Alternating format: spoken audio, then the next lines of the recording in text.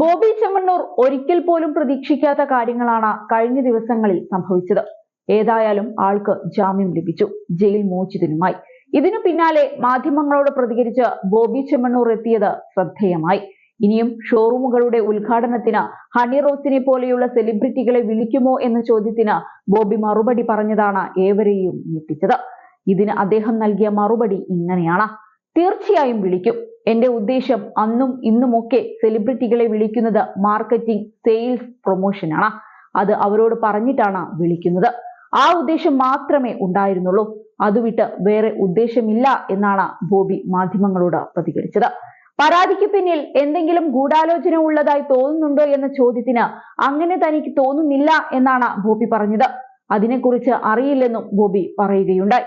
ഈ വിഷയം ബിസിനസിനെ ബാധിച്ചിട്ടില്ലെന്നും ബിസിനസ് നന്നായി നടക്കുന്നുണ്ടെന്നും കസ്റ്റമേഴ്സും ഷെയർ ഹോൾഡേഴ്സും പോസിറ്റീവായി തന്നെ നിൽക്കുന്നുണ്ടെന്നും ബോബി ചെമ്മണ്ണൂർ പറഞ്ഞു വെക്കുന്നുണ്ട്.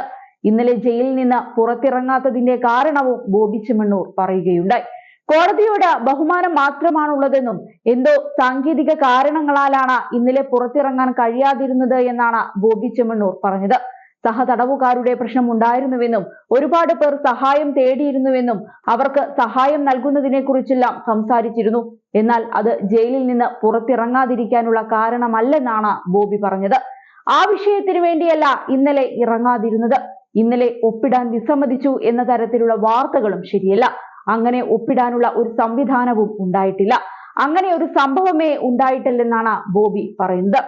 അതേസമയം ജാമ്യം നൽകിയിട്ടും പുറത്തിറങ്ങാൻ വൈകിയ സംഭവത്തിൽ ഹൈക്കോടതിയിൽ നിരുപാധികം മാപ്പ് ചോദിച്ച് കഴിഞ്ഞ ദിവസം ബോബി ചെമ്മണ്ണൂരിന്റെ അഭിഭാഷകൻ രംഗത്ത് വന്നിരുന്നു. വിഷയത്തിൽ ഹൈക്കോടതി നിലപാട് കടുപ്പിച്ചതോടെയാണ് അഭിഭാഷകൻ മാപ്പ് ചോദിച്ചത്.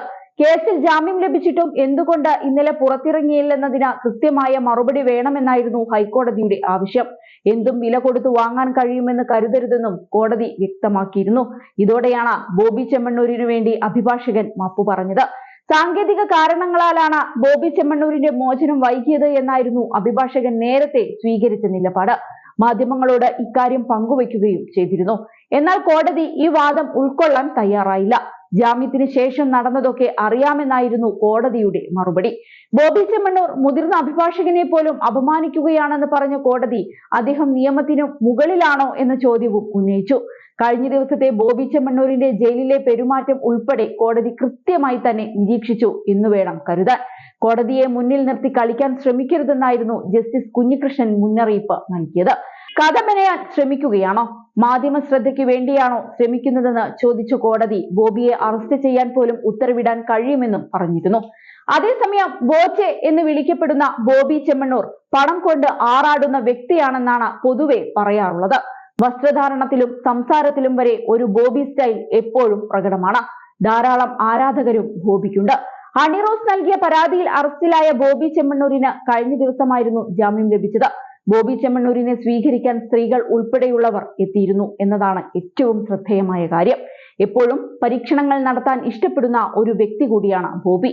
കേരളത്തിലെ ആദ്യ റോൾസ് റോയ്സ് ഫാന്റം ടാക്സി ആരംഭിച്ചത് ബോബി ചെമ്മണ്ണൂരാണ്. ബോബി ടൂൾസ് ആൻഡ് ട്രാവൽ ഗ്രൂപ്പിന്റെ ഭാഗമാണ് ഈ ടാക്സി. ഈ ലക്ഷറി ടാക്സിക്ക് 25,000 രൂപയാണ് ദിവസ വാടക എന്നാണ് റിപ്പോർട്ട്.